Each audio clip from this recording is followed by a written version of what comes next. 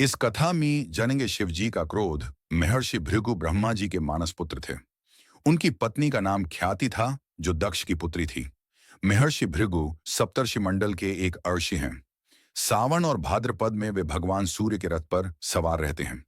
भक्तजनों, आपसे एक निवेदन है, आप लोग इस चैनल को सब्सक्राइब कर लें ताकि आपको और अच्छी अच्छी कथाएं लेकर आ सकूं। धन्यवाद। सपोर्ट करने के लिए। एक बार की बात है, सरस्वती नदी के तट पर आर्षि मुनि एकत्रित होकर इस विषय पर चर्चा कर रहे थे कि ब्रह्मा जी, शिव जी और श्री विष्णु में सबसे बड़े और श्रेष्ठ कौन है। इसका कोई निष्कर्ष न निकलता देख उन्होंने त्रिदेवों की परीक्षा लेने का निश्चय किया और ब्रह्मा जी के मानस पुत्र महर्षि भृगु को इस कार्य के लिए नियुक्त किया। महर्षि भृगु सर्वप्रथम ब्रह्मा जी के पास गए। उन्होंने न तो प्रणाम किया और न ही उनकी स्तुति की। यह देख ब्रह्मा जी क्रोधित हो गए। क्रोध की अधिकता से उनका मुख लाल हो गया, आंखों में अंगारे दहकने लगे।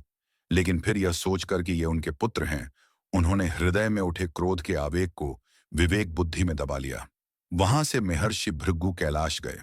देवाधिदेव भगवान महादेव ने देखा कि भृगु आ रहे हैं, तो वे प्रसन्न होकर अपने आसन से उठे और उनका आलिंगन करने के लिए भुजाएं फैला दी।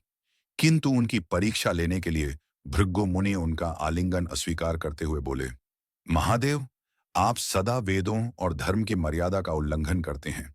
दुष्टों और पापियों को आप जो वरदान देते हैं, उनसे सृष्टि पर भयंकर संकट आ जाता है। इसलिए मैं आपका आलिंगन कदापि नहीं करूंगा। उनकी बात सुनकर भगवान शिव क्रोध से तिलमिला उठे। उन्होंने जैसे ही त्रिशूल उठाकर उन्हें मारना चाहा, वैसे ही भगवती सती ने बहुत अनुनय विनय कर किसी प्रकार से उनका क्रोध शांत किया। इसके बाद भृगु मुनि वैकुंठ लोक गए। उस समय भगवान श्री विष्णु देवी लक्ष्मी की गोद में सिर रखकर लेटे थे। भृगु ने जाते ही उनके वक्ष पर एक तेज लात मारी। भक्त वत्सल भगवान विष्णु शीघ्र ही अपने आसन से उठ खड़े हुए और उन्हें प्रणाम करके उनके चरण सहलाते हुए बोले, भगवान, आपके पैर पर चोट तो नहीं लगी? कृपया इस आसन पर विश्राम कीजिए। भगवान, मुझे आपके शुभ आगमन का ज्ञान न था, इसलिए मैं आपका स्वागत नहीं कर सका। आपके चरणों का स्पर्श तीर्थों को पवित्र करने वाला है। आपके चरणों के स्पर्श से आज मैं धन्य हो गया। भगवान विष्णु का यह प्रेम व्यवहार देखकर महर्षि भृगु की आंखों से आंसू बहने लगे।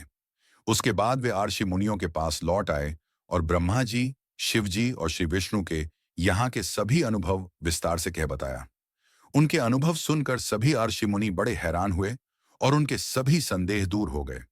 तभी से वे भगवान विष्णु को सर्वश्रेष्ठ मानकर उनकी पूजा अर्चना करने लगे। वास्तव में उन आर्षि मुनियों ने अपने लिए नहीं, बल्कि मनुष्यों के संदेहों को मिटाने के लिए ही ऐसी लीला रची थी।